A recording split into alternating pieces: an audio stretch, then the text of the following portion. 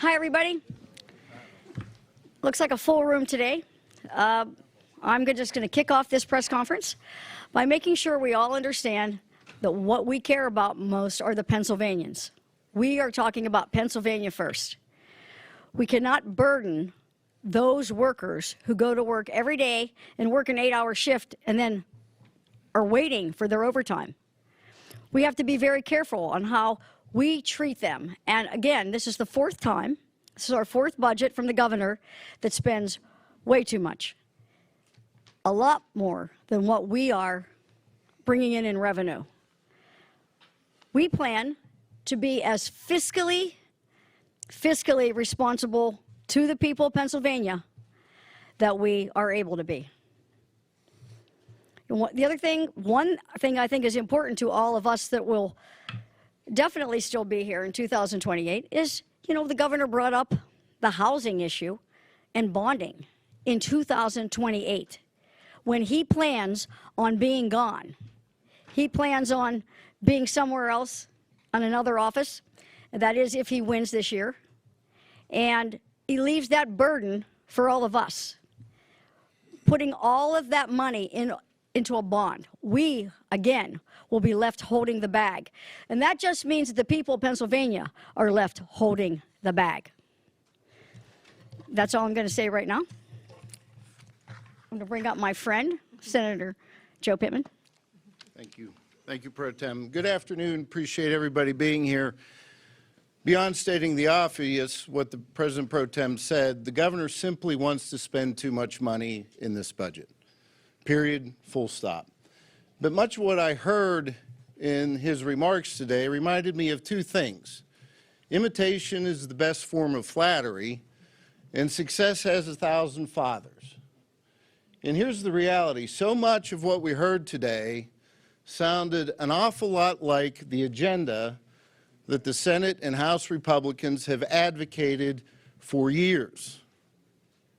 Slicing through bureaucracy, through red tape, permitting reform, cutting taxes, 7 tax cuts would not have been possible without the Senate and Republican House working together to achieve those tax cuts. Energy, welcome to the party. We've been talking about energy and the need to have a reliable energy supply for years. And the list goes on and on. Public safety, reduced crime rates.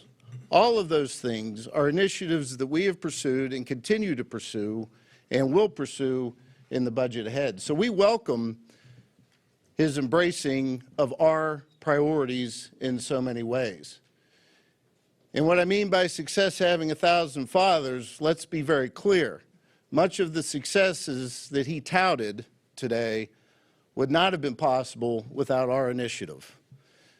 Speeches are great, applause lines are wonderful, but at the end of the day, speeches and applause lines cannot become law. And it takes us as a General Assembly leading the way to effectuate so much of what the governor has claimed achievement on over the last 3 years and wants to achieve in his fourth budget ahead. And so as the weeks and months unfold, we're going to continue to engage in a dialogue. I'm glad the governor took my advice and is engaging much sooner in the process. As he said, we're going to have a conversation tomorrow initially about the budget. That's what I had suggested we do months ago, and I'm glad that he is following up on that suggestion. So at the end of the day, we're going to go through a very complicated and difficult process again, but we're committed to working together to make sure, as the Pro Tem said, the people of Pennsylvania and their needs are addressed in the budget that's in front of us. But make no mistake, and our Appropriations Chairman will talk a lot about this, there's a lot of hard work and a lot of hard decisions to be made in the years ahead in terms of our fiscal stability and what the people of Pennsylvania may inherit long after the governor is no longer in his chair. And that's what we have to be focused on, is the long-term view of the viability of the Commonwealth of Pennsylvania. But it's all about economic development. It's all about demographics, changing our demographic tide, much of what the governor had said, and thanks to our leadership, he's been able to claim credit for some of that, which is fine, because as we said, success does have 1,000 fathers. And at the end of the day, we're a critical piece to achieving any of that success. Now I'm going to turn it over to our Appropriations Chair, Senator Scott Martin. Thank you, Leader. Good afternoon, everybody. You know, I really don't want to be a broken record because, quite frankly, it feels like this is the fourth time I've stood before you and talked about the exact same thing. And the position that we have find ourselves in now is exactly where we'd said we'd be. Now, the one thing I'm grateful for with the people standing behind me is the fact that we probably would be talking about broad-based tax increases this year if we haven't done our part to try to tamper back some of his previous spending proposals. So it's no secret whatsoever what our structural deficit is. As much as I've heard leaders from the other side of the building in the other chamber who claim we have no structural deficit, we are spending about $4.5 billion more than we're taking in.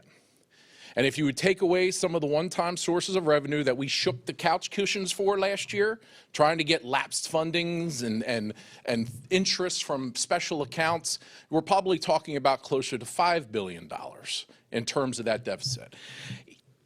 To see that we have another proposal that increases spending by another $5.4 billion is mind-boggling to me. And the way they make their numbers work, this is no secret. You are going to hear it again in our hearings. They underestimate what their spending is going to be deliberately, and they overestimate what their revenues are going to be. They're going to pick revenue sources that are very controversial and have been long-time battlegrounds here that do not exist right now. And they're going to try to tell you that next year and the year after, we're only going to increase spending by about $400 million. Well, guess what? They said it about the same thing about this year. And he's asking for $2.6 billion. You know, we have worked our caucuses deliberately over the last 3 years to try to position this state to be as competitive to grow, to keep our young people here, to get them to invest here, and to be able to afford a quality of life here in Pennsylvania. Now, you did hear a lot of him talking about some of the things. When I heard him talking about pathways to good Pennsylvania jobs and easing the burden on our students, man, I leaned to Leader Pittman. I said to him, he's doing a lot of twisting and turning so he wouldn't have to talk about Grow PA, which was an initiative authored by myself, Leader Topper, that had 11,000 Pennsylvania young people want to stay here and commit to living in this state. Instead, he wanted to talk about the wonderful things government can do in terms of the State Board of Higher Education, as if that's going to make things more affordable for Pennsylvanians, which it would not. You also heard him talk about energy.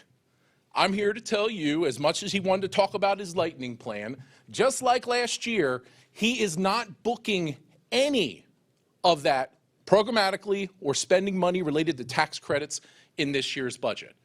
It's not there. You heard mentioned before about the bond that he wants to do. They're not even booking that to 28, 29. But probably the thing that concerns me the most is that every person in this room heard him reference multiple times our positive bond upgrades, our positive outlook, the money that it's saving us. You even heard him talk about changes with the federal government in terms of emergency management. What we all know is we're talking about the rainy day fund. So on one hand, he's sugar-potting everybody over here, talking about all the benefits of a rainy day fund, but on paper, in terms of his budget, he wants to take $4.6 billion out of that. Now, if anyone's ever done bond work before, let me tell you something. The moment we start draining that fund completely is the moment we're going to get bond downgrades, we're going to get a negative outlook, we're paying more for our debt, and all of a sudden we have nothing. And when we have nothing, then you were probably talking about one of the largest broad-based tax increases. I'm not going to say years down the road. I'm telling you next year, unless we get this under control. So as much as I respect Senator Pittman, and I'm not going to talk about Groundhog Day, I will say that this budget is rinse and repeat. And we're going to stand for the same things we've been fighting for along the way and try to deliver a budget that's fiscally responsible and keep this Commonwealth on a path to growth. So with that, I'd like to turn it over to our good friend, Leader Jesse Topper. Good afternoon. The governor at several points mentioned the growth of our economy. And we agree that it has been growing, mostly because of initiatives that we've been touting in terms of permitting reform. And we believe that escaping the specter of the regional greenhouse gas initiative and that carbon tax will absolutely help energy development in Pennsylvania. We need to see that come in the next few months, and we believe that we will see that. But even with that rate of economic growth, it still doesn't match the spending. If we don't bring those in line, then we will continue to be outsized in how much we're spending versus how much we're bringing in. But these guys up here will talk about the numbers. I'm sure you'll hear from Chairman Struzzi and Chairman Martin during appropriation hearings and their committees about the numbers. But I think what you really saw today, and why it can be very difficult to govern in this divided state, is the fundamental disagreement over the role of government. The amount of times I heard today that government was going to intervene into the private sector, that government is what would create prosperity, that government is what would create jobs. When he said, now we have Reggie out of the way, we don't have an excuse to do anything, my first thought is, now that Reggie is out of the way, what we need to do is stand back and watch the private sector work and watch the private sector grow the jobs that will support this economy. But what you saw on display today was the fundamental disagreement over the role of government. We believe that if you want to put money back into people's pockets, if you want to make everything from groceries to electric bills more affordable, to higher education, what we need to do as government is far less. We need to get our footprint down. That is what we believe will make things more affordable for Pennsylvanians. And unfortunately, from what we heard today, that is exactly the opposite of what we're hearing from the administration. And it'll be up to us to bring those two diametrically opposed visions into focus so that we can get a product done. With that, I'd like to introduce, I believe, our final speaker, the Majority Whip, Senator Wayne Langerholt. Thank you. Good afternoon, everyone. I want to say first that it's a pleasure to be part of this leadership team as we will continue to hold the line. It's a pleasure to be part in good company with fiscally responsible individuals that have consistently held the line. And I wonder where we would be if we weren't the ones that were reining back and holding. You hear the policies of tax cuts. Those are policies that are borne by members that are on this stage. And where would we be if we did not advance those policies? We would be in a whole different situation. And conversely, I will say, where would we be if we had not been into Reggie? You know, you hear the governor screaming from the heavens, it seems, saying that we need to do energy policy, we need to do energy policy, when effectively our borders of our state were closed to any energy development since 2019. And where did that development go? Look next door to the state that he touted that he just beat, apparently, Ohio. Look how many power plants were built and are operational now in that state that could have been here, that could have been economic development. And also you hear the touting of the money, the millions of dollars that this governor saved for utility payers. I want to personally ask those that are watching this now, the taxpayer in the Commonwealth of Pennsylvania, the energy bill that you got, your electricity bill this month, the month before, or the prior month, did this governor save you money? I would beg to differ.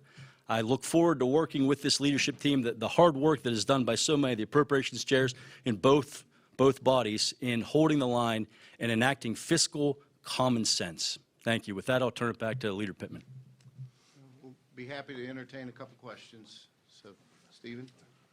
The Commonwealth structural deficit exists despite a pretty much near continuous role of Republicans in designing these budgets. Multiple people up here voted for every budget that you were saying got us to this place fiscally, so why should people trust that Republicans are going to be able to address the structural deficit? Well, first of all, you have to look at what's been proposed over the last several years versus what has been enacted. And there's no question that everything that has been proposed by this governor and certainly the House Democrats, the spending would be infinitely more than what we're dealing with now. We've been very vocal about the fact that we continue to spend too much, but in this divided government, we only have so much capacity to deliver that particular message. But we're continuing to be creative and innovative. As we've said before, we are draining the couch cushions of the bureaucracy of every dollar we can find, and I assure you in this budget, we're going to make those couch cushions as flat as a pancake. We're going to do everything we can to protect the taxpayer and make sure that the dollars that have already been allocated are wisely used. Is tapping into the rainy day fund a red line this year for Senate Republicans? Practically speaking, it's going to be a difficult task to not have any conversation about the rainy day fund. But here's the reality. This is February, and we have a long way to go in terms of revenue projections and revenue estimates. But we do believe before we have a rainy day fund type of conversation, we have to make sure we're, again, stretching every taxpayer dollar we can and bring the cost of government down as much as possible. There's quite a few things in his budget, such as the corrections line item, where we just closed 2 prisons, and yet he wants another $140 million of increased spending. We think that is wholly ridiculous, given what certain communities in this Commonwealth just went through. The Democrats say 5 years from now, there'll still be $1 billion in the rainy day fund and reserves. How do you guys respond to that? And where you had mentioned Department of Corrections, are there other areas that you guys are looking to take the red line? If they think that much is going to be there, they better hope that Republicans are still in control of the legislature, because that's the only way that'll happen. I think you can make the numbers say what you want them to say, and I think Senator Martin mentioned that, of how you can do the numbers gymnastics. But what we believe is we can look at the demographics and the way they're trending. This state is getting older. This state is losing young people in development to other states. It is our goal to turn that trend around. And to Steve's point earlier about what have we done in the budget, we believe that the policies that we have forced the governor's hand on is what will turn those demographics around. And it will take time, and it will take work, and we need to continue to do that. And if we don't see those demographics turn around, then you'll need a bucket to catch the tax increases that'll be coming. That's okay, guys. How do you respond to Governor Shapiro's quote calling out of Senate Republicans over the stalling of the statute of limitations reform? So let me start by saying that we all, every person in this room, feels for those victims. We have also, on the Senate side, passed a constitutional amendment 4 times. And, you know, we don't believe, we all want to help the victims. We just believe there are different paths to do it. We do not believe that statutorily is the way to go, because we have a remedies clause, and other states don't have a remedies clause. So it's easier for them. But I would say this to the governor. If he is sincere about victims, not only in the past, but more present, he should return the $1.1 million he got from Reid Hoffman, who is on the Epstein list. Further, I would guide you to a case in Williamsport that is in federal court right now. And it is about the Williamsport High School baseball event that happened. It is in federal court. It landed in the Attorney General's office. Well, Governor Shapiro was still Attorney General. We have all the documentation. We have the lead detective saying he can't prosecute because it's above his pay grade. So I would just guide you to that. We have a case number if you'd like to see it. That's what I have to say. Yeah. For the leaders, regarding the meeting tomorrow, do you believe that there is an increased motivation to start early and put the groundwork in before, things get out of hand? Well, this team has always been quite motivated to delivering a budget on time. We were motivated in doing so last year, but delivering a budget on time and delivering the right product have to go hand in hand. And so we certainly want to avoid a protracted impasse as we saw last year. As I've said before, for me, professionally and personally, it wasn't fun. We didn't look to have an impasse just to have an impasse, and we realized there were a lot of negative consequences to it. But if we had not held the line the way we did, some of the achievements that we had as it relates to permitting reform and certainly protecting every consumer of electricity in this Commonwealth from the electricity tax of Reggie would not have occurred had we gotten the budget done on June 30th. So we're committed to getting this budget done on time, but it has to be done responsibly. There's a new wrinkle to an old argument, raising the minimum wage to $15 an hour. The way the governor is framing it, it could save the Commonwealth $300 million a year. on entitlement programs like Medicaid because it would bring up the actual amount that people made in the year. What do you say to that? We keep talking about maximum wage jobs, and that's where this whole conversation that our friends on the other side of the aisle have is quite misplaced, because quite frankly, if an individual's making $7.25 an hour or $15 an hour, they're not going to be able to effectuate the American dream. They're not going to be able to buy a home. They're not going to be able to afford their electricity bills, and that's why we have continually been focused on pro-growth economic policies that bring all wages up to maximum wages. It's like his conversation about career and technical education. Leader Topper can talk about that. That's been something we've championed for many, many years, and we've championed it because we know it leads to family-sustaining wages. We're willing to have a conversation about minimum wage and to see if we can come to a compromise, but based on the way the governor delivered that message, I think he's more interested in the political talking point than actually getting something done on the issue. But would you eliminate the talking point if it just raised and it wouldn't affect the things you're talking about? Oh, there'll always be a talking point, right? What is the base? I mean, he even mentioned West Virginia at $10 an hour, but he certainly didn't propose $10 an hour. We believe, once again, that you have to have the market be able to affect what the wages are, and we've said that. That being said, as Leader Pittman said, it's all part of a budget negotiation. This is where the negotiation starts, and I think it's important for everybody back in our communities, back home, school districts, county agencies, to understand that the product that was touted today is a proposal. Don't book any of those funds. Don't talk about any of those policies. They're not done yet. It is not law yet. That's our job, and we plan to get to it. What's an appropriate amount of money to spend on public schools? The governor's talking about another $500 billion.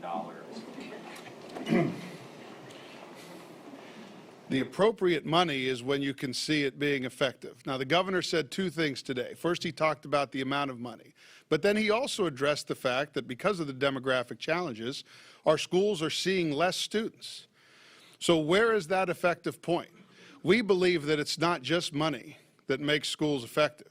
We believe that parental choice in a student's education is what makes education effective. We believe ensuring there are strong and robust career and technical education programs are what makes schools effective. So it's not just about the amount of money. That is what the other side would have you believe. We believe that there's a lot of policy, similar to the literacy initiatives that we were able to get in last budget, that will actually help to turn our results around. And that has to go hand in hand with any amount of money. Two more questions. I think you had a... That was my question as well, actually. Can you give us an update on cannabis, skills games, the closing of the corporate net income loophole, any of the revenue generators that the governor proposed? We've continually talked about gaming reform as a five-party conversation. We still believe there is something that needs to occur on gaming reform. As we all know, the Supreme Court has heard arguments on this. We think it would be extraordinarily helpful if the Supreme Court would deliver an opinion that has clarity and deliver that opinion sooner than later. But I will tell you, I would also like to see the governor's words on paper. Keep in mind, when the House Democrats passed recreational marijuana last year, and they came up with that crazy plan to have the state stores implement it, we heard nothing from the governor on whether or not he'd even sign the bill, as an example. The governor talks about gaming reform, but we have yet to see a legislative proposal put in front of us. Again, applause lines and speeches don't deliver action. Words on paper deliver action. I think last question.